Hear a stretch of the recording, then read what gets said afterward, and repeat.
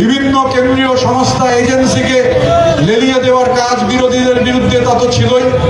গত কয়েক মাসে আমরা দেখেছি কিভাবে নির্বাচন কমিশনকে বিজেপি তাদের এজেন্সিতে পরিণত করেছে। গতকাল আমরা দেখলাম দেশের সেনাবাহিনী, সেই সেনাবাহিনীকে পর্যন্ত বিজেপি নিজেদের এজেন্টে পরিণত করে বিজেপির এজেন্ডা ফুলফিল করবার চেষ্টা করছে। মঞ্চ ভেঙে গেছে।